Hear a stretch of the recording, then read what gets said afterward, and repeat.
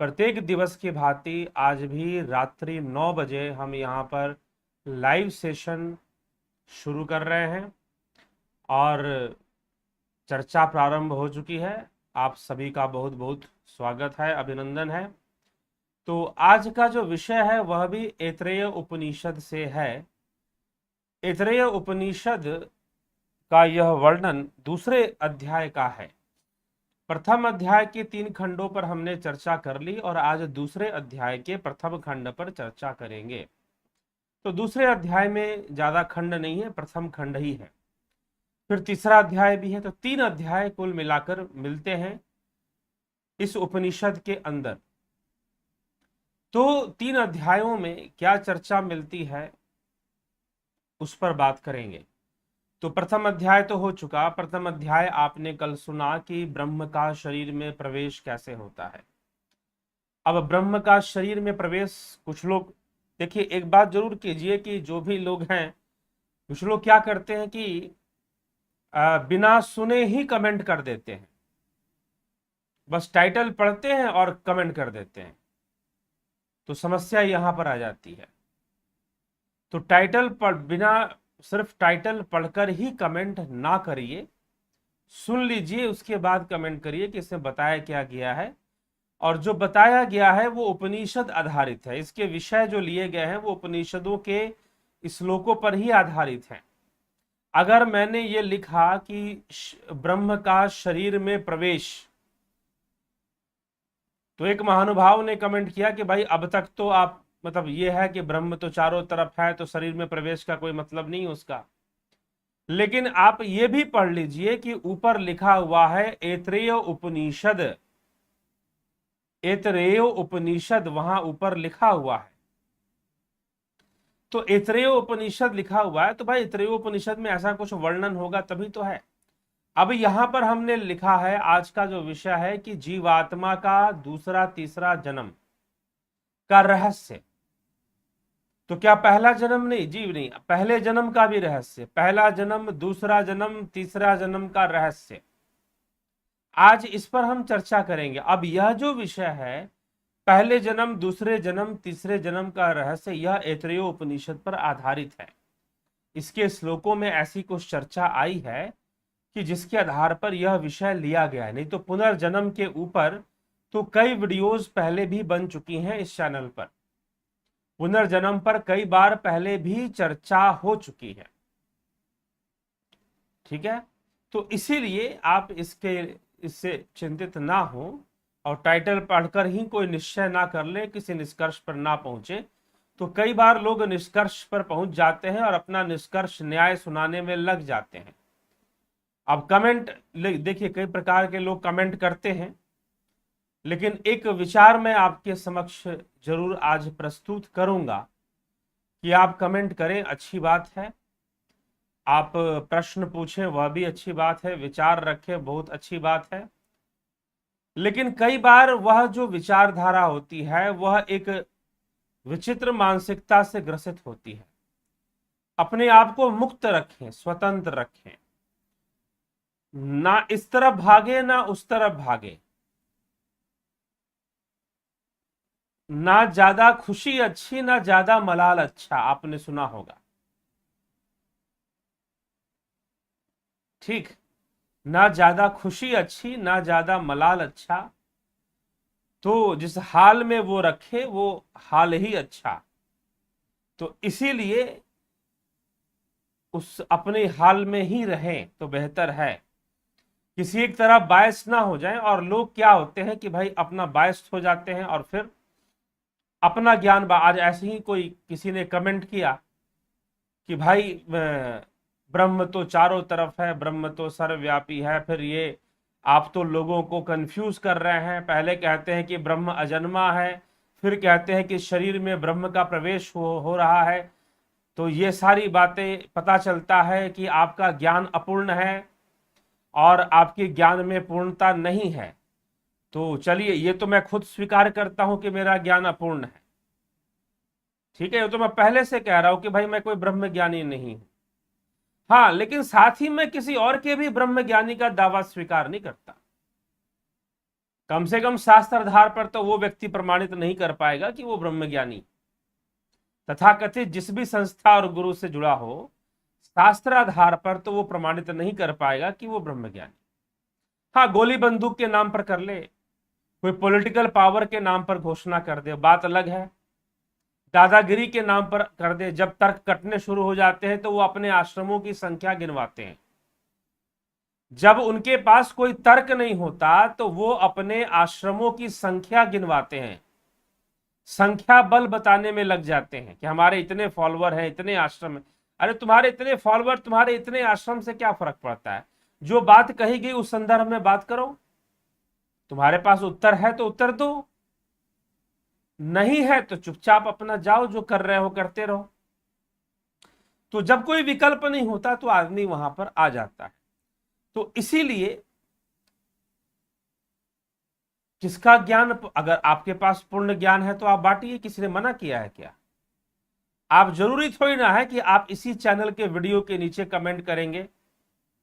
अरे जब आपके पास पूर्ण ज्ञान है तो लोग तो आएंगे ही आपके पास, आप जाइए उसको बांटिए। ठीक है जी। तो इसीलिए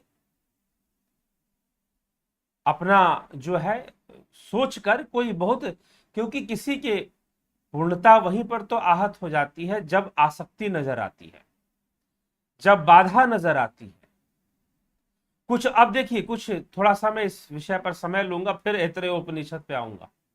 तो अब कुछ ऐसे लोग भी कमेंट करते हैं जो लिखेंगे कि भाई ये हमारा चैनल है, इस चैनल पर आएं और जो है आप इस चैनल को देखें और इसको देखें। इस चैनल पर बहुत ही अच्छी आध्यात्मिक जानकारी दी गई है।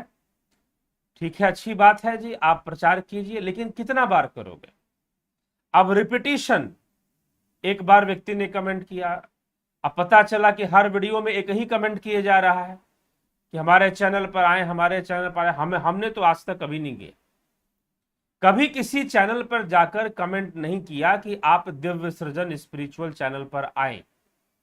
एक महानुभाव मिले, पता नहीं कौन थे, वो कोई ट्रिक बता रहे थे मुझको।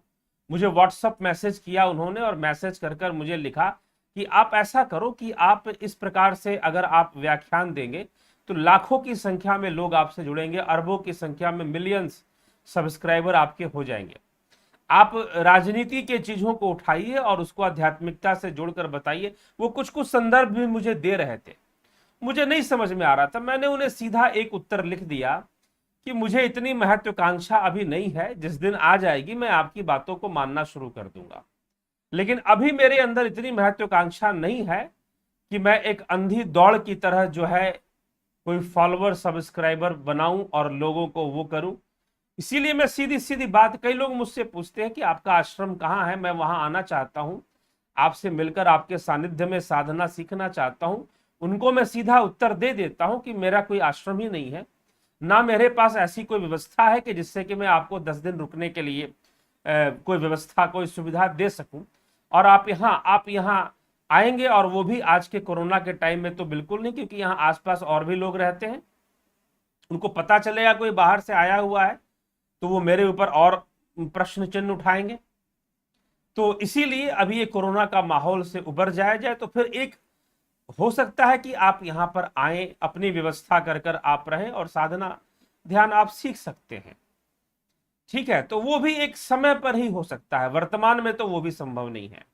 और रही बात आश्रम जैसी कोई व्यवस्था, रहने की व्यवस्था बिल्कुल नहीं है। भविष्य में हो जाएगी तो मैं इससे मना भी नहीं कर सकता कि भविष्य में नहीं होगी।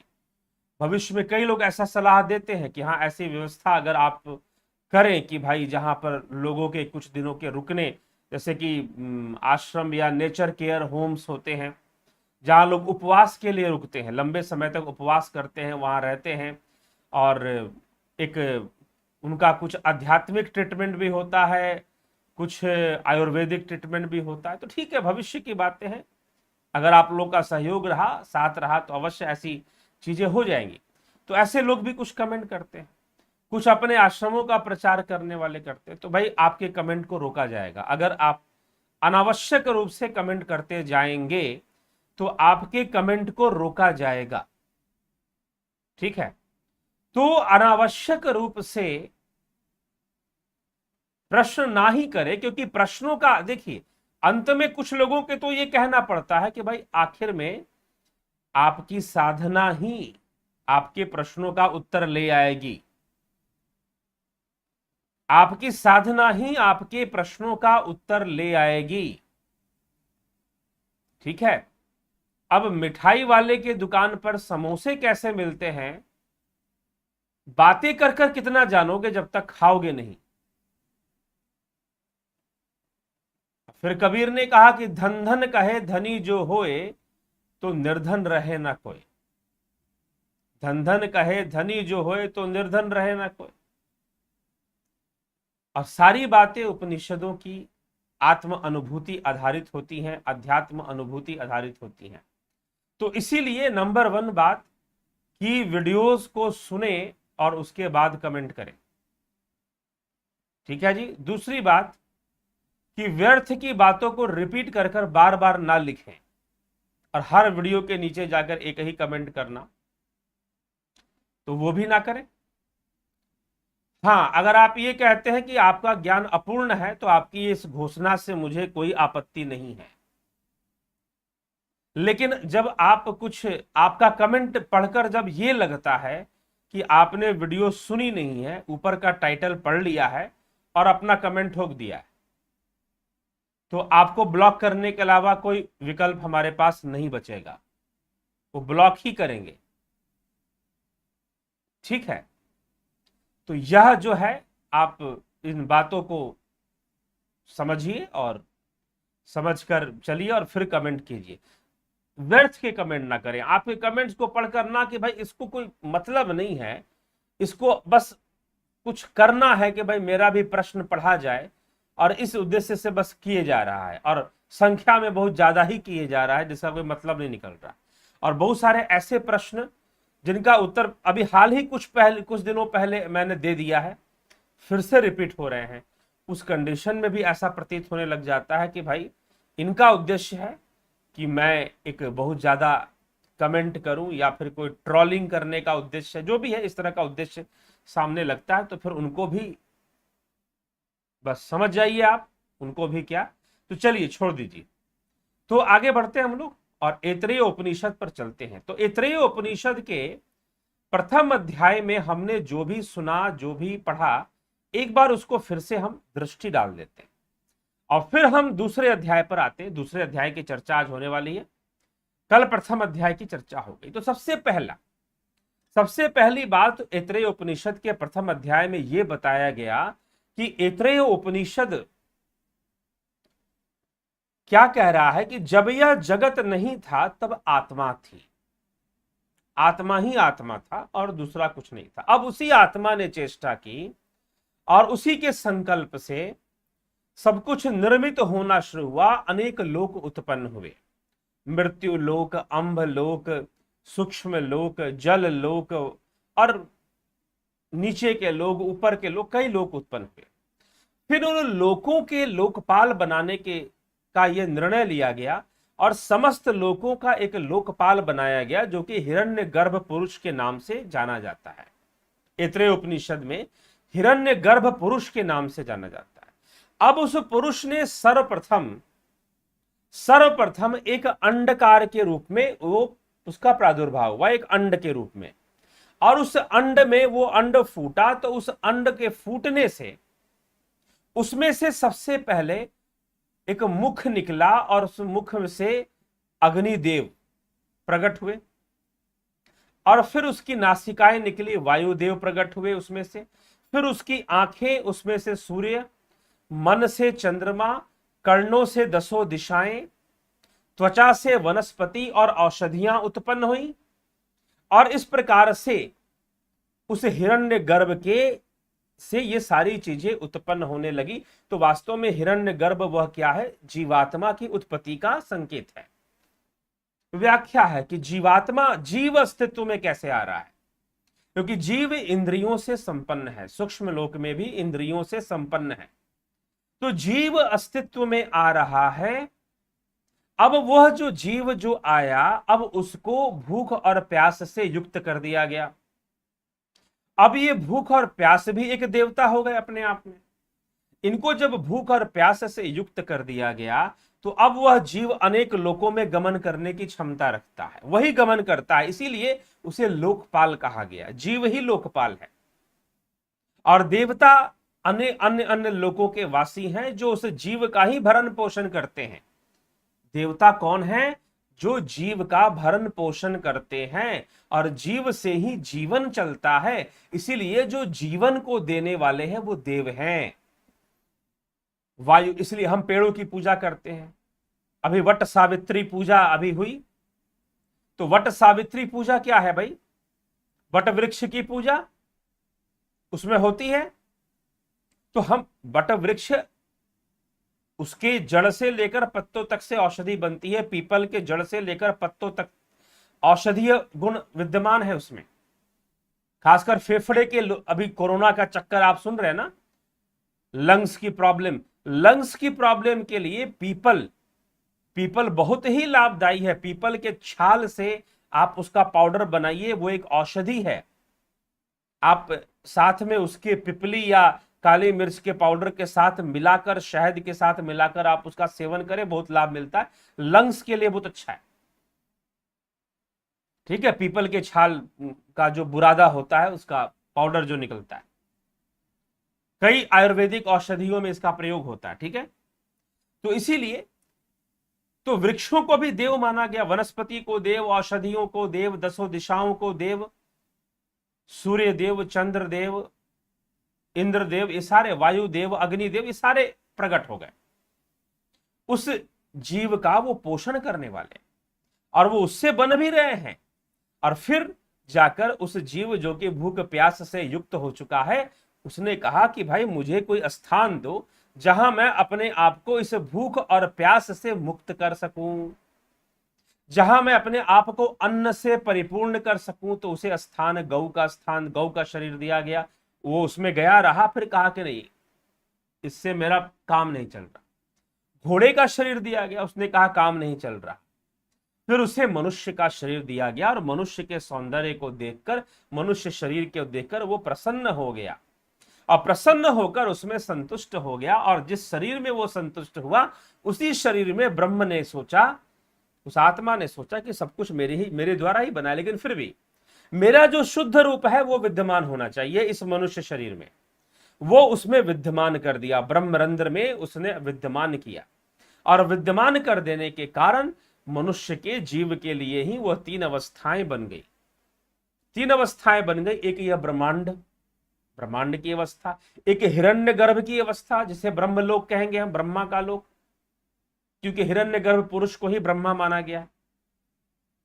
फिर एक परम धाम, मोक्ष, कैवल्य की अवस्था, निर्वाण की अवस्था।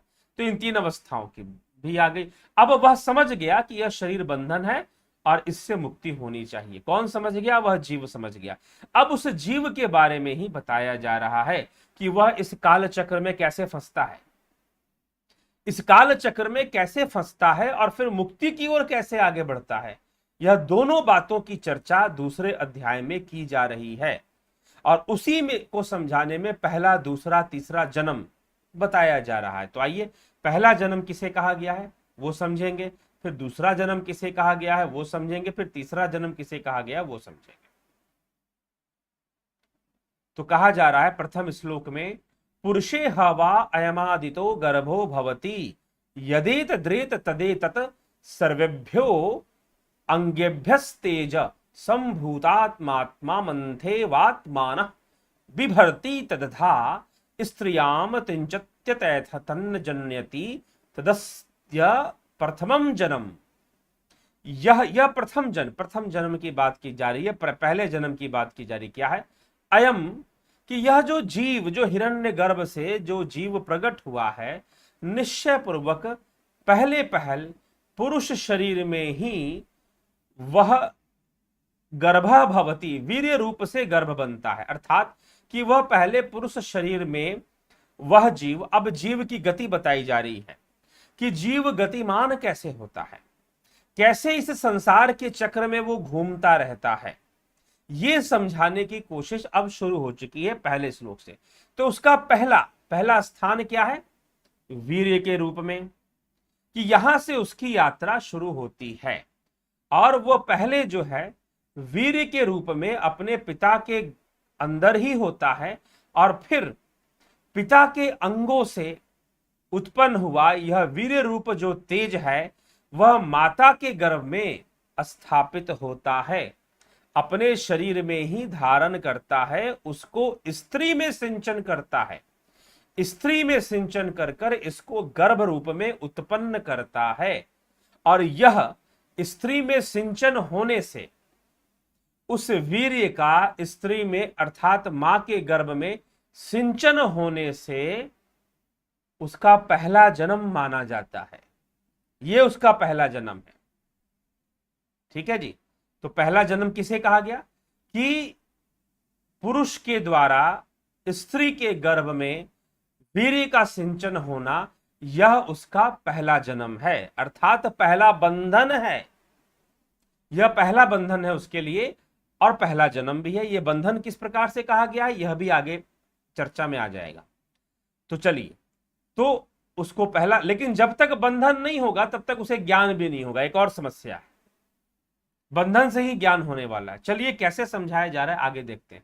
तत् स्त्रिया आत्मभूतम गच्छति यथा स्वमंगम तथा तस्मादेनाम न हिनस्ति साश्ये तमात्मान मत्रगतम भावयति, कि वह स्त्री के आत्मभाव को प्राप्त हो जाता है, जैसे अपना अंग होता है वैसे ही इसी कारण इस स्त्री को वह पीड़ा नहीं देता। वह स्त्री यहां आए हुए अपने पति के द्वारा इस गर्भ का पालन पोषण अपने शरीर के अंग के भांति ही करती है, अर्थात गर्भ में आने के बाद भी वह स्त्री उसे पराया नहीं समझती या उसके अंदर पराया होने का भाव नहीं आता। वह उसे अपना ही अंग, जैसे वो अपने शरीर का पोषण कर रही है वैसे ही अपने पति के द्वारा स्थापित किए हुए गर्भ का वो पोषण करती है। अपने पति के द्वारा स्थापित किए हुए गर्भ का वो पोषण करना शुरू कर देती है, बिल्कुल वैसे जैसे कि उसके शरीर का ही अंग हो, कोई भिन्न वस्तु ना हो। ठीक। फिर आगे क्या कहते हैं कि सा भावयित्री भावयितव्या भवति तम स्त्री गर्भम बिभर्ति सो अग्र एव कुमारम जन्मनो अग्रे अधिभावयति स यत् कुमारम जन्मनो अग्रे अग्रे अधिभावयत यात्मानमेव तद्भावयत येषाम लोकानाम संतत्या एवं संतता ही में लोकास्तदस्य द्वितीयम जन्म, कि वह स्त्री, वह भावित्री, उस गर्भ का पालन पोषण करने वाली जो स्त्री है उसी को भावित्री कहा गया है। भावितव्य पालन पोषण करने योग्य होती है, उस गर्भ को प्रसव के पहले तक स्त्री धारण करती है। जन्म लेने के बाद पहले ही उस कुमार को, या उस कुमार का हो या कुमारी हो, जन्म पुत्र का हो रहा हो या पुत्री का हो रहा हो, अभ्युदयशील बनाता तथा उसकी उन्नति करता है। वह पिता जन्म लेने के बाद पहले ही बालक की उन्नति करता है। वह इन लोकों को बढ़ाने के द्वारा अपनी ही उन्नति करता है। ठीक। क्योंकि इसी प्रकार ये सब लोग विस्तार से प्राप्त होते हैं, वह इसका दूसरा जन्म है। अर्थात कि जब वह गर्भ से बाहर निकल गया और अपने पिता के सानिध्य में आ गया, पिता के सानिध्य में आ गया, अब पिता उसका पालन पोषण करता है, उसे लोकों का ज्ञान भी कराता है। तो जब पिता के सानिध्य में वो फिर से आ गया तो यह उसका दूसरा जन्म है। अब जीव की यात्रा हो रही है। प्रथम यात्रा में पहला जन्म उसका बताया गया कि पिता के द्वारा माता के गर्भ में उसका गर्भ स्थापित होना, यह जीव का पहला जन्म। दूसरा जन्म कि वो गर्भ से 9 महीने बाद जब बाहर आ गया अपनी माता के गर्भ से प्रसव के द्वारा, जब वो बाहर आ गया तो यह उसका दूसरा जन्म माना जाएगा। तो यहां पर यह उसके दूसरे जन्म का रहस्य बताया जा रहा है। फिर आगे कहते हैं सो अस्यायम आत्मा पुण्यभ्य प्रतिधीयते अथास्यामित्र आत्मा कृत्यकृत्योपयोगतः प्रेति स इतः प्रयन्नेव पुनर्जायते तदस्य तृतीयम जन्म, कि वह पुत्र रूप में उत्पन्न हुआ वही जीवात्मा इस पिता के शुभ कर्मों के लिए उसका प्रतिनिधि बना दिया गया और उसके अनंतर इस पुत्र का यह पिता रूप दूसरा आत्मा अपने कर्तव्य पूरा करके आयु पूरी होने पर मरकर चला जाता है और वह यहां से जाकर पुनः उत्पन्न हो जाता है और पुनः उत्पन्न होना यह इसका तीसरा जन्म है, अर्थात जिसे हम पुनर्जन्म कहते हैं उसे तीसरा जन्म कहा जा रहा है। ठीक है, तो पहला जन्म किसे कहा जा रहा है, थोड़ा सा विचार कर ले इस पर। पहला जन्म कहा जा रहा है पिता के द्वारा माता के गर्भ में गर्भ की स्थापना वीर्य सिंचन के द्वारा। पहला जन्म मां के गर्भ में आते ही पहला जन्म उसका हुआ। दूसरा जन्म जब वह उस लोक से, अब यहां पर ना आप अभी इस बात को सुनकर थोड़ा सा सोच रहे होंगे कि भाई ऐसा क्यों कहा गया, यह प्रश्न आ सकता है कि ऐसा क्यों कहा गया। अभी आगे क्लियर होगा। अभी हमने 4 श्लोक इसके लिए हैं, अभी 2 श्लोक बाकी है जिसमें ये रहस्य खोला जाएगा कि ऐसा क्यों कहा गया कि वीर्य का सिंचन पहला जन्म और फिर 9 महीने बाद जब गर्भ से बाहर निकला तो दूसरा जन्म और फिर इस शरीर में जीवन को जीने के बाद अपने ऋणों को पूर्ण करता है, प्रकृति ऋण पितृ ऋण सबको पूर्ण करता है, खुद विवाह कर कर खुद अपनी पत्नी के द्वारा संतान उत्पत्ति कर कर वह पितृ ऋण से मुक्त होता है। तो इस प्रकार से अपना जीवन जीते हुए फिर वो जब मृत्यु को प्राप्त हो जाता है, देह का स्थूल देह का त्याग करने के बाद जब दोबारा अपने कर्मों से शरीर धारण फिर से कर लेता है तो वो उसका तीसरा जन्म कहा जाएगा। वो उसका तीसरा जन्म कहा जाएगा। फिर से वो किसी पिता और माता का सहारा लेकर गर्भ में स्थापित होगा तो वो उस जीवात्मा का तीसरा जन्म, और तीसरा जन्म हुआ तो वो जो तीसरा जन्म था फिर से पहला हो गया और फिर से वो गर्भ से बाहर निकलेगा। अब ऐसा क्यों कहा जा रहा है, ऐसा इसलिए कहा जा रहा है क्योंकि यहां पर एक रहस्य खोला जाएगा अगले श्लोक में। क्या कि जिस वक्त माता के गर्भ में गर्भ की स्थापना होती है, एक स्त्री गर्भवती हो जाती है, सगर्भा हो जाती है, उस समय से लेकर 9 मास तक वो जो जीवात्मा जो उस गर्भ में वास करने वाला है वो एक जीवन को जीता है। वह एक जीवन को जीता है। उस समय प्रसव के बाद जब वो गर्भ से बाहर आ जाता है तो एक दूसरा जीवन जीना शुरू कर देता है। जितने दिन वो गर्भ में वास करता है उतना दिन एक दूसरा जीवन जी रहा होता है। उसमें वो कई अनुभूतियों को प्राप्त कर रहा होता है। मां के गर्भ में रहते हुए कई अनुभूतियों को प्राप्त कर रहा होता है। मां के गर्भ से बाहर निकलने के बाद फिर वह दूसरा जीवन जीना शुरू करता है। इसीलिए कहा गया कि जब मां के गर्भ स्थापित हुआ उस समय पहला जन्म, प्रसव के द्वारा बाहर निकला दूसरा जन्म, और जब यह शरीर छूट जाएगा तो फिर तीसरा जन्म लेगा दूसरे शरीर में, पुनर्जन्म जिसको हम कहते हैं। तो पुनर्जन्म को तीसरे जन्म की संज्ञा दी गई है। ठीक, अब आगे हम चलते हैं, आगे का श्लोक क्या वर्णन करता है इस विषय में उसको स्पष्ट करते हैं। ठीक है, आगे देखिए,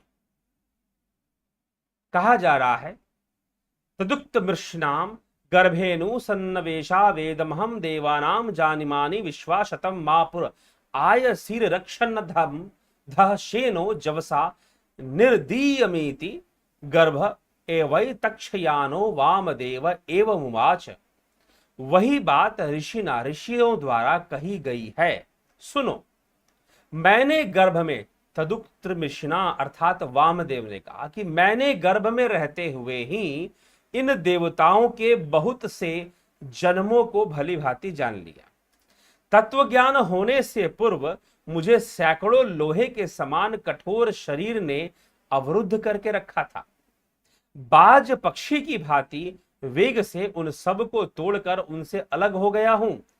गर्भ में ही सोए हुए वामदेव ऋषि ने उक्त प्रकार से अपनी यह बात कही।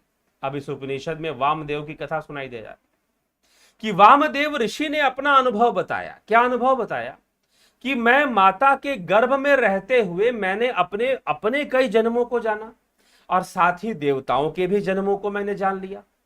और मैं माता के गर्भ में कैसे था, किस प्रकार से था, तो वह भी इसका भी उल्लेख कर रहे हैं। वह कह रहे हैं कि लोहे के समान कठोर शरीरों ने मुझे अवरुद्ध करके रखा हुआ था। अनेकानेक जन्म के कर्म संस्कारों की जो जंजीरें हैं वो उन्हें कस के बांध के रखा हुआ है, कस के बांध के रखा हुआ है, और अनेकों शरीरों का बोझ मेरे ऊपर है। जब तत्व ज्ञान होने लग जाता है, जब मुक्ति का साधन मिलने लग जाता है, तो ये खुद का शरीर भी बोझ लगने लग जाता है। तो वामदेव कह रहे हैं कि जब मैं मां के गर्भ में था, तो मां के गर्भ में रहते हुए ही मैंने देवताओं को जान लिया, अपने भी कई जन्मों को जान लिया, मां के गर्भ में रहते हुए ही। तो वास्तव में जितने दिन एक बालक, मात्र वामदेव नहीं, एक शिशु जब मां के गर्भ में पल रहा होता है तो वो एक जीवन जी रहा होता है।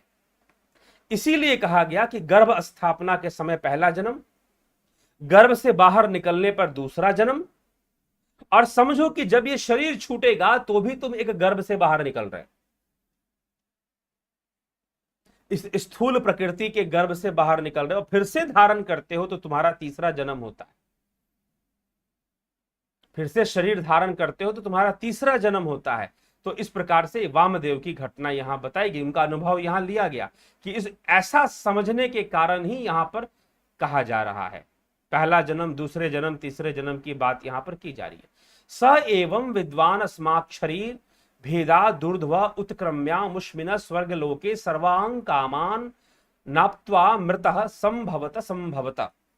इस प्रकार जन्म जन्मांतर के रहस्यों को जानने वाला वह वामदेव ऋषि इस शरीर का नाश होने पर संसार के ऊपर उठ गया और ऊर्ध्व गति के द्वारा परम धाम में जाकर स्थापित हो गया, और वह अमृत हो गया, अमृत हो गया। संपूर्ण कामनाओं को पूर्ण करते हुए वह पूर्ण काम हो गया और वह अमृत हो गया। इस प्रकार से यहां पर बात कही जा रही है, बात यहां पर बताई जा रही है कि वह अमृत हो गया। तो यहां पर भी लिखा गया पिछले श्लोक में भी कि निर्दयम इति जवसा निर्दयम, बड़ी वेग से, जैसे बाज पक्षी, शेना, शेना का मतलब होता है बाज पक्षी। तो इस श्लोक में जो शब्द प्रयोग किया गया, शेनो जवसा निर्दयमिति, शेनो जवसा निर्दयमिति, कि शेन की भांति, बाज पक्षी की भांति बड़े वेग से उन सभी बंधनों को मैंने तोड़ दिया। वो सारे शरीर जो मुझे अवरुद्ध करके रखे थे मैंने तोड़ दिया, और गर्भ में ही सोए हुए वामदेव ऋषि ने यह ज्ञान कर लिया कि आत्मा क्या, सत्य क्या, यह जन्म सत्य या फिर यह अजन्म असत्य। और वह उसने यह घोषणा कर दी, वामदेव ऋषि ने यह घोषणा कर दी कि भाई यह जितना भी जन्म मरण की घटनाएं घट रही हैं, वास्तव में यह अंतःकरण और इंद्रियों की घटना है। वामदेव ऋषि क्या कहते हैं कि यह किसका जन्म हो रहा है, इंद्रियों और अंतःकरण का ही जन्म हो रहा है। आत्मा ना तो कभी जन्म लेती है, आत्मा ना तो कभी मरती है। इस बात का स्पष्टीकरण दे दिया गया, ठीक है, इस बात का स्पष्टीकरण दे दिया गया। किस जन्म जन्मांतर में कौन जन्म लेता है, कौन इस प्रकार से बार बार मृत्यु को प्राप्त होता है, कौन यंत्रणा को सहता है, यंत्रणा को सहने वाला भी कौन है।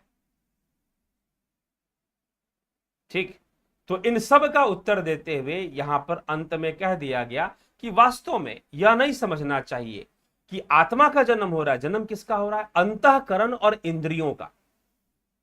अंतःकरण और इंद्रियों का, इंद्रियां कौन कौन सी, जो ज्ञान इंद्रियां हैं, कर्म इंद्रियां हैं, सूक्ष्म शरीर का अंग है वो, और फिर अंतःकरण मन बुद्धि चित्त अहंकार, जिसे हम अंतःकरण चतुष्टय कहते हैं। तो जन्म अंतःकरण और इंद्रियों का हो रहा है, आत्मा तो सर्वदा अजन्मा ही है। ऐसी स्वीकृति यहां पर अंत में दे दी जा रही है, ऐसी स्वीकृति यहां अंत में दी जा रही है, ठीक है। तो यह विचार करते हुए, यह समझते हुए इसको समझना है। तो ऐतरेय उपनिषद कोई नया विषय लेकर नहीं आया, लेकिन एक नवीन ढंग से, ज्यादा रोमांचक ढंग से आत्मा को ही समझाने का प्रयास किया जा रहा है। ठीक है, तो चलिए अब एक अध्याय इसमें बचता है, तीसरा अध्याय, उस पर हम चर्चा करेंगे। और इससे संबंधित कुछ और भी विषय किसी ने प्रश्न किया है कि अपान वायु में मृत्यु देव का वास क्यों हुआ। ऐसा क्योंकि पिछले कल ही हमने बताया कि अपान वायु में अन्न का ग्रहण कौन करता है, अपान वायु करता है। ये कल की चर्चा में हमने सुना है, अपान वायु ही अन्न का ग्रहण करता है, अपान वायु में ही मृत्यु देव का वास हो जाता है। तो मृत्यु देव का वास अपान वायु में क्यों और कैसे, इसका क्या सांकेतिक अर्थ है, तो इस पर भी हम एक दिन चर्चा करने का प्रयास करेंगे आने वाले समय में। चलिए ठीक है, ठीक, तो चलिए आपके कमेंट्स देख लें। अपूर्व विश्वकर्मा, बबीता धीमान जी, बहुत बहुत अभिनंदन आपका। अभिषेक कुमार जी, जगत नारायण जी, स्मिता सावंत जी, ऋषि करीर जी, सुशांत दास जी, सरोज कृष्णानी जी, बहुत बहुत अभिनंदन। गोपाल शर्मा जी, माधुरी कोल्हे जी, आपका भी बहुत अभिनंदन। राजू पाल जी, बलवंत सिंह गोहिल जी, झमकराज थापाई ये जी, आपका भी अभिनंदन। विक्रम सिंह जी अभिनंदन। गोपाल शर्मा जी, ब्रह्मपाल कुमार जी, गुरु जी ओम नमः शिवाय। रिक्वेस्ट है कि 29 जून से शुरू होने वाले कोर्सेज का टाइम मॉर्निंग 4 o'clock करने की कृपा करें। अब क्या है कि देखिए, 4 o'clock मॉर्निंग करने की कृपा करें, क्यों कृपा करें, हम कृपा नहीं कर सकते। कृपा कुछ करने से ही आप जो पाएंगे वही कृपा है, ठीक है, समझ गए।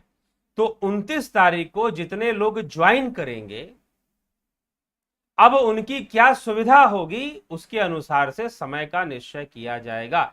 और वास्तव में समय का निश्चय, क्योंकि लाइव सेशन तो बस 3-4 ही होंगे भाई, ज्यादा लाइव सेशन नहीं होंगे। जो लाइव सेशन होंगे वो 3-4 ही होंगे। और अभी भी कल से कोर्स शुरू हो जाएगा। कल से आपको, कल भी कोई लाइव सेशन नहीं होगा। कल आपको मैसेज मिलेगा एक कि यह कोर्स किस प्रकार से चलने वाला है, आगे बढ़ने वाला है। आपको वीडियोस मिलेंगी, उन वीडियोस का आपको प्रैक्टिस करना है, अभ्यास करना है, और फिर लाइव होगा। ठीक है जी, फिर लाइव होगा। और रही बात कि 29 तारीख को कितने बजे से करना है, तो यह जो लोग ज्वाइन करेंगे वह किस उम्र के हैं, क्योंकि देखिए ज्यादातर तो जो लोग ज्वाइन करते हैं उनमें युवाओं की संख्या बहुत कम होती है। ठीक है, तो बुजुर्गों की संख्या होती है। अब कौन किसके लिए क्या सुविधा है, ज्यादातर लोगों के लिए कौन सा समय उचित है। अगर उनको लगता है कि सुबह 4 बजे का समय उनको सपोर्ट करता है, उनको कोई दिक्कत नहीं सुबह 4 बजे उठकर और पूरी सचेतता के साथ शिविर अटेंड करने में, तो निश्चय ही 4 बजे का रख लेंगे, नहीं तो नहीं रखेंगे। ठीक है जी, आपने एक बार ऐसा प्रश्न कर दिया, मैंने उत्तर दे दिया, शायद अगली बार आपके प्रश्नों का उत्तर ना दूं। ठीक है, ऐसे प्रश्न का, क्योंकि भाई जब सामूहिक एक्टिविटी, हां उसके बाद जब वह कोर्स कंप्लीट कर लेंगे तो मैं उनसे कह सकता हूं कि आपको इस समय साधना के लिए जगना है, उठना है, आप उठिए और मेरे साथ बैठिए, तो मैं कह सकता हूं। लेकिन जब तक कोर्स कंप्लीट नहीं हुआ है तब तक तो उनका ध्यान रखना पड़ेगा कि उनको कौन सा समय सूट करता है। इसीलिए लाइव सेशन जो आएंगे वो ज्यादातर संडे के दिन ही निश्चित किया जाएगा। हॉलीडे के दिन हम कोशिश करेंगे कि लाइव सेशन आपको रखा जाए, ताकि जो वर्किंग लोग हैं, वर्क फ्रॉम होम भी कर रहे हैं बहुत सारे लोग, वो भी अटेंड करते हैं सेशन को, और दूसरे लोग भी अटेंड करते हैं। तो जो वर्किंग लोग हैं वो जो है साथ में अटेंड कर सकें। अगर संडे को होता है तो ज्यादातर कोशिश इसी प्रकार से होगा।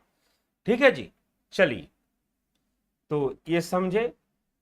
उषा श्रीवास्तव जी अभिनंदन आपका भी। रूपलाल विश्वकर्मा जी अभिनंदन।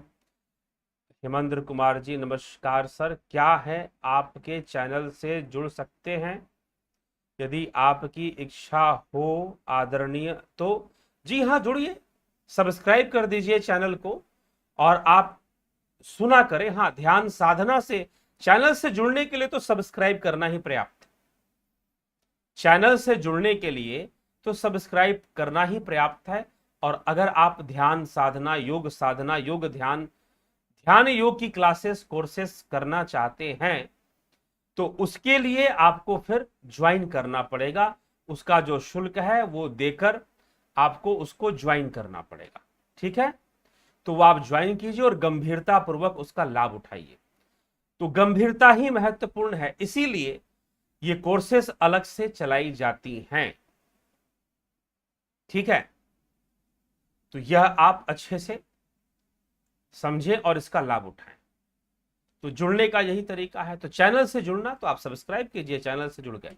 राम निवास मीना जी, जय श्री कृष्ण जी, भीम सिंह मीना जी, ओम हरि जी, एसपी सैनी आचार्य जी, हरिओम, अंजू श्रीवास्तव जी, प्रणाम जी आपको भी, अनिल कुमार जी। जागृत जगत में जो कुछ भी दृश्यमान है वह सब कुछ ब्रह्म का ही फैलाव है, विवर्त है, मैनिफेस्टेशन है। जी हाँ, लेकिन इंद्रियों के कारण ब्रह्म ना दिखाई देकर कुछ और दिखाई देता है। ठीक है, हरिओम तत्सत। मैंने आपसे हर प्रश्न आदर पूर्वक तथा जिज्ञासा हेतु पूछे। ये सफाई देने की जरूरत नहीं है, क्यों आवश्यकता पड़ रही है? बहुत सारे लोग हैं वो तो कुछ ऐसा सफाई नहीं दे रहे हैं, तो इसमें आवश्यकता नहीं पड़ रही है। तो आप स्वयं ही अपना विचार कर कर अपना प्रश्न लिखिए, करिए। ठीक है, लेकिन प्रश्न ही पूछना है ये उद्देश्य नहीं। प्रश्न की आवश्यकता है तो प्रश्न करिए। ठीक है। तो अवनी भट्टाचार्य जी अभिनंदन आपका, रचना जी अभिनंदन, अनिल कुमार जी। हमें समझना चाहिए कि यहाँ जो व्याख्याएं होती हैं वह सब उपनिषदों पर आधारित हैं। जी बिल्कुल, जी बिल्कुल, तो यही बात है। तो लोग कई बार ये सोच लेते हैं कि भाई ये अपनी कोई बात बताएंगे। अब कई लोग ऐसा भी सलाह देते हैं कि नहीं नहीं, आप अपनी बात बताइए, जो लिखा हुआ है वो क्या। जो असली संत होते हैं वो अपनी बात बताते हैं। तो मैंने उन्हें कहा तो इसका मतलब कि आपके अनुसार मीराबाई संत नहीं थी, ठाकुर रामकृष्ण परमहंस संत नहीं थे, कबीर संत नहीं थे, तो उनकी बातें शास्त्रों से क्यों मिल जा रही हैं? और उससे पहले आदि गुरु शंकराचार्य संत नहीं थे, महर्षि पतंजलि संत नहीं थे। बताइए आप, क्या वो संत नहीं थे? वाचस्पति मिश्र क्या संत नहीं थे? तो उन्होंने शास्त्रों का आधार, स्वामी विवेकानंद जी क्या संत नहीं थे? स्वामी विवेकानंद जी जब वो गए, उन्होंने कहा एक जगह पर कि भाई जो ये कहता है कि मैंने वेदों से अलग कुछ ढूंढ लिया, अलग कुछ जान लिया, तो समझ लेना कि वो समाज को मूर्ख बना रहा है। वो समाज को मूर्ख बना रहा है, क्योंकि जब भी वो आध्यात्मिक मार्ग पर चलेगा, अंतर्मुखी साधना करेगा, ध्यान योग के वास्तविक और सही तरीके से चलेगा, तो वो कभी भी वेद का विरोध नहीं होगा। क्योंकि अगर उसने वेदों का अध्ययन ना भी किया हो तो भी उसे वही अनुभूतियां प्राप्त होंगी जो वेदों में पहले से वर्णित है। यही कारण था कि कबीर ने वेद ना पढ़े, ठाकुर रामकृष्ण परमहंस ने वेद ना पढ़े, लेकिन उनकी सारी अनुभूतियां वेदों से ही मिलती थी। क्योंकि वेद लिखे ही गए हैं उन ऋषियों के द्वारा जिन्होंने अपने हृदय में ध्यान योग के द्वारा समाधि की अवस्था में जिन तत्वों का अनुभव किया। इसलिए वेद कहां प्रकट हुए? तो ऋषियों के हृदय में प्रकट हुए। वेद को लिखने वाले कोई उसका रचयिता नहीं, कोई उसका लेखक नहीं। यह तो ऋषियों की अनुभूतियां हैं जो उन्होंने अंकित किए हैं। उनके अनेकों मंडल मिलते हैं, तो कोई इसका मुख्य लेखक नहीं है। हाँ, वेदश्रयान वेद व्यास जी ने इसके 4 भाग किए, ऋक, यजु, साम और अथर्व। वो एक अलग बात है, अथर्व वेद बहुत बाद में आया। तो यह विषय है वेदों का। तो ऋषियों के, इसलिए वेद अपौरुषेय हैं, अपौरुषेय हैं, अर्थात इसे किसी ईश्वर या भगवान ने भी नहीं लिखा। जैसे आप सुनते हो ना कि भाई ऊपर वाले ने कोई किताब पकड़ा दी, अपने किताब में उसने बातें लिख दी। जी नहीं, यहां पर ऐसा कुछ भी नहीं है। वेद अपौरुषेय हैं, उसे किसी ईश्वर या भगवान या देवता ने नहीं लिखा है। ठीक है, तो वेदों की अनुभूतियां, इसीलिए उपनिषद सम्मत उपनिषद वेद सम्मत हैं, तो उसे समझना चाहिए। जीवन का पुनर्निर्माण कैसे करें, चेतना की पुनर्रचना का क्या अर्थ है? पुनर्रचना नहीं, चेतना का विकास होना चाहिए। जैसे यहां पर कहा गया कि वाम ऋषि ने सारे बंधनों को, अवरुद्ध बंधन जो थे उनको तोड़ दिया, और तोड़कर वो अमृत हो गए। अमृत मतलब अमर हो गए, परम धाम को उन्होंने प्राप्त कर लिया। ठीक है, तो चेतना को विकसित करना चाहिए।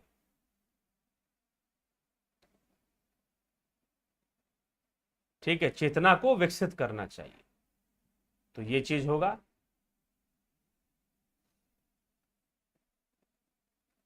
तो चलिए आगे चलें।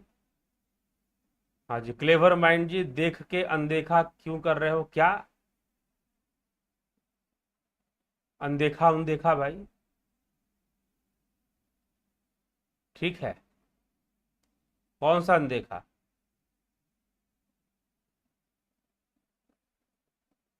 ठीक है, जय शनिदेव महाराज की, दादा खचर, दादा खचर जी, ठीक है।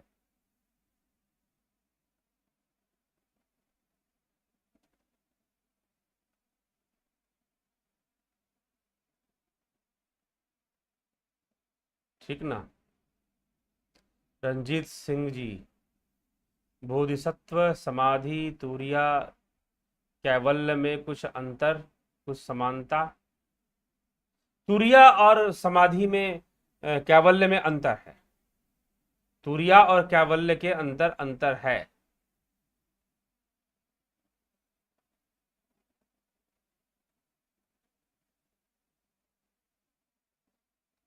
उस विचारधारा को कैसे बदले जो पदार्थ जगत और कर्मों के विभिन्न रूपों को साकार करने के लिए चेतना को मूर्त रूप देती है, इसे जीवन का पुनर्निर्माण कर सके। योग से, ध्यान योग से बदलेगी विचारधारा। ध्यान योग की शक्ति से, एकाग्रता की शक्ति से ध्यान योग करना पड़ेगा और अपने योग बल को बढ़ाना पड़ेगा। विचारधारा बदलेगी, क्यों नहीं बदलेगी? फिर वह विचारधारा आध्यात्मिक अनुभूतियों पर निर्भर होगी।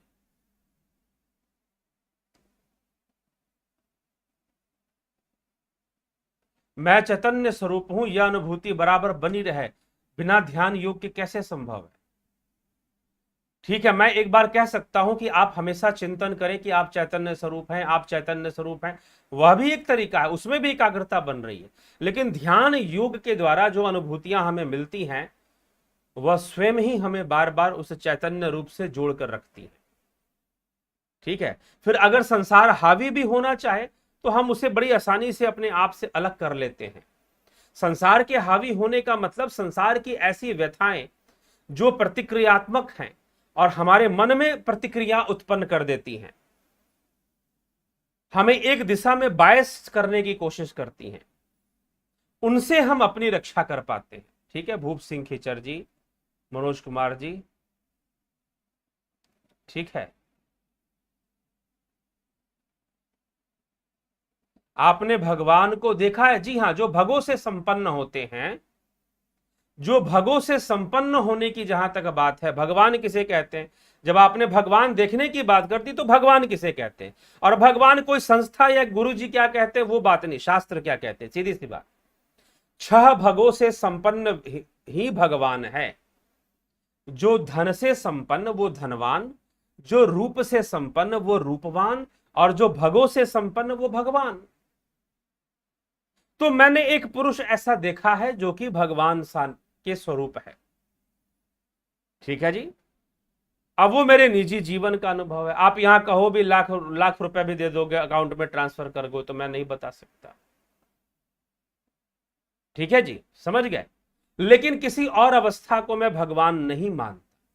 शास्त्रों के अनुसार छह भगों से संपन्न जो है वही भगवान है। तो एक मैंने ऐसा देखा है। ठीक है, चलिए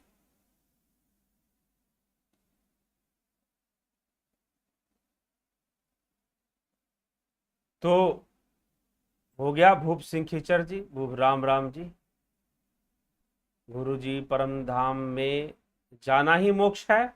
मोनिका रघुवंशी जी, हाँ, परम धाम में जाना ही मोक्ष है, बिल्कुल सही बात।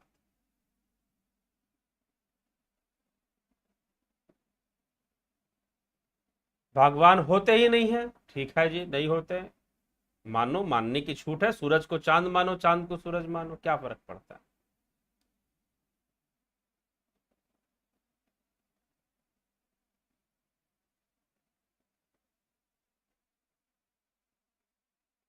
आत्मा का सकाश क्या है? आत्मा का सकाश आत्मा ही है, ठीक है जी। जैसे कि बिजली है, और बिजली जब फिलामेंट से गुजरती है तो बल्ब जल जाता है। अब बल्ब किससे जला? आप कहोगे बिजली की ऊर्जा से जला, बिजली की शक्ति से जो जला, आप कह दोगे ना। लेकिन बिजली का कोई शक्ति व्यक्ति से मतलब नहीं, बिजली तो बस बिजली है। हाँ, अब उससे शक्ति विकसित हो रही है, वो एक अलग बात है। तो वैसे ही आत्मा आत्मा है, आत्मा का सकाश ही प्रतिबिंबित होते हुए अनेक रूप धारण करते हुए संसार की रचना कर देता है, जो कि इंद्रिय अनुभूति में संभव है, ऐसे नहीं।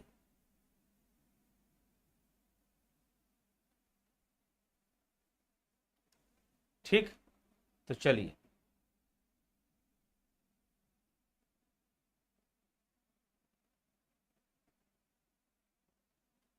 आत्मा की सकाश क्या है महाराज? आत्म वेद, वेदा का वमन हो पाएगा, वमन हो पाएगा मतलब जरूर उनका प्रचार होगा। यह हमारी मनोज कुमार जी, गुड्डी सोनी जी प्रणाम जी, ये हम मनोज कुमार, ये हमारी मन भगत कहानियां हैं कि हाँ ठीक है मनोज जी, अपना समय बर्बाद मत कीजिए मनगढ़ंत कहानियों के पीछे, और इस चैनल पर सुन विचारों को सुनने के पीछे अपना समय बर्बाद मत कीजिए।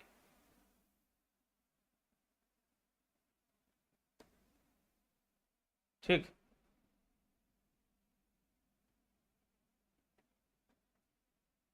Sir, I am from West Bengal, eagerly want to learn Vedas. Learning Vedas is two types of, एक तो है कि वैदिक दर्शन को आप जानेंगे, वैदिक फिलॉसफी को आप जानेंगे, और एक है कि वेदों को आप सीखेंगे तो उसके लिए आपको वेदांगों का अध्ययन करना पड़ता है। वेदांग क्या है? शिक्षा, व्याकरण, निरुक्त, छंद, ज्योतिष, 6 प्रकार के वेदांग जो बताए गए हैं उन्हें भी 6 शास्त्र कहते हैं। तो वह जो है उनका अध्ययन करने से आप वेदों का अध्ययन कर सकते हैं। अन्यथा वैदिक दर्शन का अध्ययन, तो इस चैनल के माध्यम से वैदिक दर्शन की चर्चा होती है। वेदों को अध्ययन करने का अपना एक नियम है, उनको जानने का, संस्कृत भाषा का वो ज्ञान, उच्चारण का सही ज्ञान, उन सब को करना, उनके अर्थों को भी समझना, निरुक्त का ज्ञान होना, छंद का, व्याकरण का, शिक्षा का, ठीक है। तो इन सब का, ज्योतिष का, इन सब का जब ज्ञान होगा तो वेदाध्ययन सही ढंग से होगा। और दूसरा वैदिक दर्शन का अध्ययन करना, वैदिक फिलॉसफी का अध्ययन करना। तो ये जो चर्चाएं यहां पर चलती हैं वो वैदिक दर्शन से हैं। तो अर्थात वैदिक दर्शन मतलब वैदिक कॉन्सेप्ट्स, वैदिक कॉन्सेप्ट्स को समझना, उसको उद्देश्य कर कर हम यहां पर व्याख्यान ले आते हैं, ठीक है।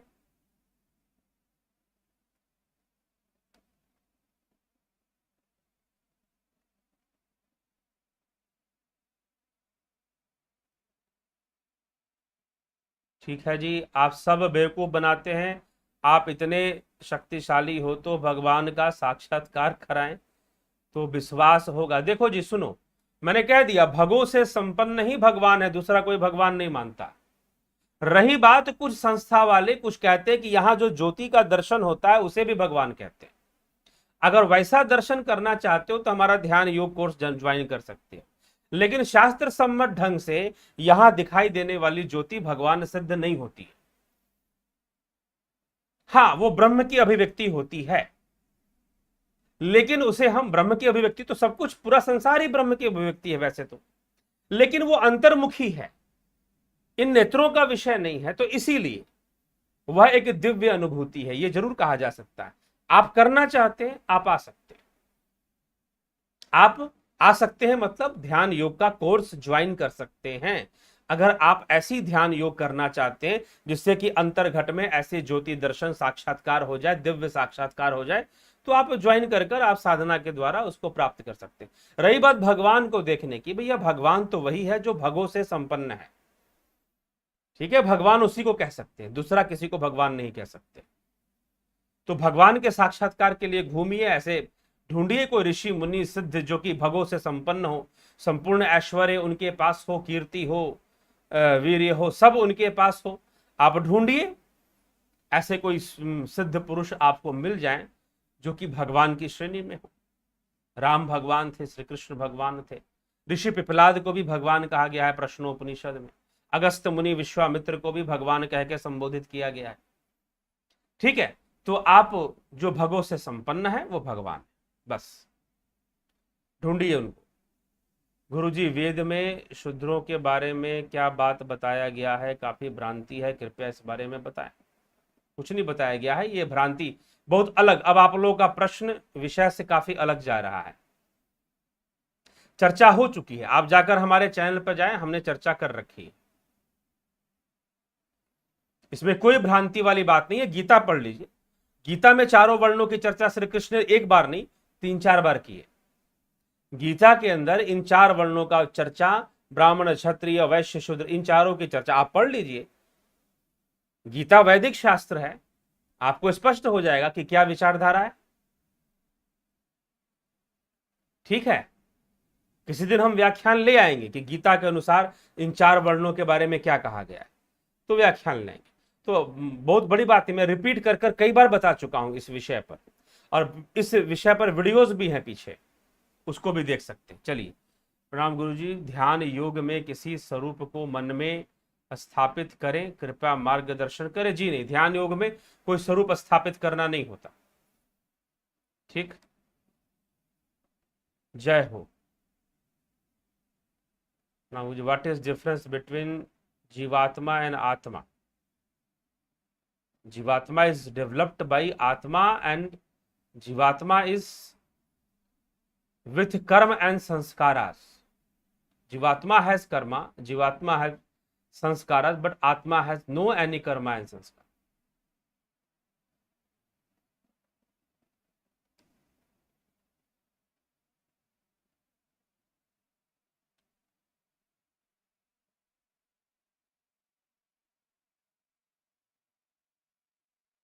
क्या हम अपनी साधना से किसी दूसरे को मोक्ष तक पहुंचा सकते हैं? जी नहीं पहुंचा सकते। पंकज मिश्रा जी, नहीं पहुंचा सकते। हम अपनी साधना से किसी को प्रेरणा दे सकते हैं, हम किसी को मोक्ष के मार्ग पर ले आ सकते हैं, ब्रह्म ज्ञान के मार्ग पर ला सकते हैं, लेकिन ब्रह्म ज्ञानी तो वो स्वयं ही बनेगा। हम अब किसी को ब्रह्म ज्ञान के मार्ग पर ले आ सकते हैं, लेकिन वो ब्रह्म ज्ञानी तो स्वयं ही बनेगा। ठीक है, और मोक्ष भी स्वयं ही प्राप्त करेगा, मार्ग पे लाया जा सकता है। संतों का काम, गुरु का काम मार्ग पे लाना ही है, बस यही करते हैं।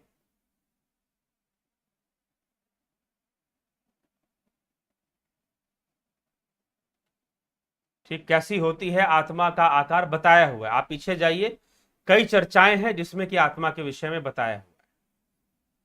थैंक यू सर जी। वेदांग पर विस्तृत चर्चा करें, की हुई है, वेदांग पर चर्चा की हुई है। ठीक, वेदांग पर पहले ही चर्चा की हुई है जी, आप उस चर्चा को देख सकते हैं।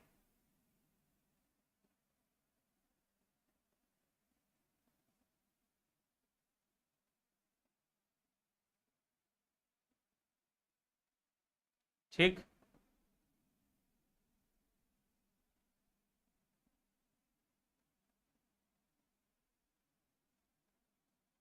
तो विस्तृत चर्चा वेदांग क्या है उन पर एक चर्चा हो रखी है, एक वीडियो बना हुआ है, आप सर्च करेंगे चैनल में मिल जाएगा।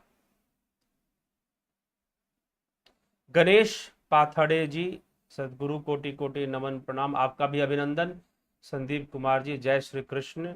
सरोज कृष्णानी जी, अभिनंदन। अश्विनी चौधरी जी, सर कुछ मूर्ख पूरा वातावरण दूषित कर देते हैं, आप मार्गदर्शन करते रहें। गुरुजी, इन्हें सही बात बताएंगे तो सर्पों को दूध पिलाने। ठीक है, ठीक है, कोई बात नहीं। ठीक ना, कुछ लोगों को जो है तो उनके वो करना, इसीलिए तो मैंने शुरुआत में इस विषय को छेड़ा कि कुछ लोग कमेंट कैसे कैसे करते हैं। सरोज कृष्णानी जी, आज फिल हुआ कि सनातन धर्म कितना गहरा है। शुक्रिया आपका। ठीक है जी, अभिनंदन आपका। गुरुजी हम नेपाल से हूँ, मैना पाराजुली। गुरुजी मैं नेपाल से हूँ, हम व्यक्ति से मोक्ष हो सकते हैं? भक्ति से जी हाँ, मोक्ष का ही साधन है भक्ति। विश्व यात्री, नमः शिवाय। दिनेश ठाकुर, ध्यान युग में किसका ध्यान करना है? किसी भी मूर्ति का ध्यान की चर्चा नहीं है, एक प्रारंभ है। ये एक शब्द में बता पाना संभव नहीं है कि ध्यान योग में किसका ध्यान करना है। इसीलिए तो पूरा कोर्स है भैया, 1 महीने का। क्यों पूरा कोर्स है? इसीलिए कोर्स है, तो कोर्स ज्वाइन करें।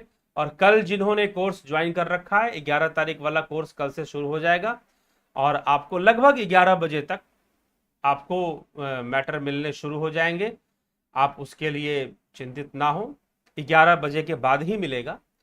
तो वैसे तो टाइम 2:30-3 बजे का दिया हुआ है, लेकिन आपको कल जो मिलने वाला है वो लाइव सेशन नहीं।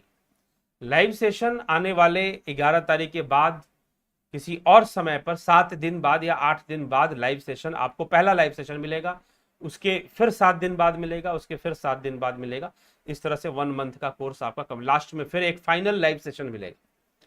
ठीक है, तो चलिए इसी के साथ विराम देते हैं। लगभग 1 घंटे का व्याख्यान आज भी संपन्न हुआ। तो समय की मर्यादा का भी ध्यान रखते हुए आज यहाँ पर विराम लेते हैं, आप सभी से विदा लेते हैं। और कल फिर 9 बजे एक उचित व्याख्यान विषय लेकर उपस्थित हो जाएंगे। जुड़े रहें, बने रहें, चैनल को सब्सक्राइब शेयर भी कर दें। आपको लगता है कि निश्चय ही शास्त्र तरीके से यहाँ पर शास्त्रों को आधार लेकर अध्यात्म को समझाना और लोगों को ध्यान की प्रक्रिया से जोड़ने का कार्य, ध्यान की प्रक्रिया से गंभीरता पूर्वक, खेल खेल में, ऐसे ही मजाक में नहीं। खेल खेल में तो आप बहुत कुछ कर रहे हैं, अच्छी बात है, करिए।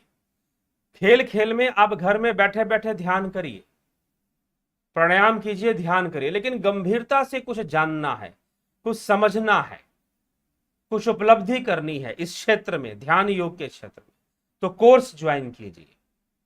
ठीक है, सन मेंबरशिप, जुपिटर मेंबरशिप का कोर्स ज्वाइन कीजिए। तो नेक्स्ट जो कोर्स चालू होगा विधि पूर्वक वो 29 तारीख से हो, 29 से। ठीक, तो चलिए कल के व्याख्यान में मिलते हैं 9 बजे। कल फिर लाइव चर्चा में मिलेंगे। बहुत बहुत आभार आप सभी का।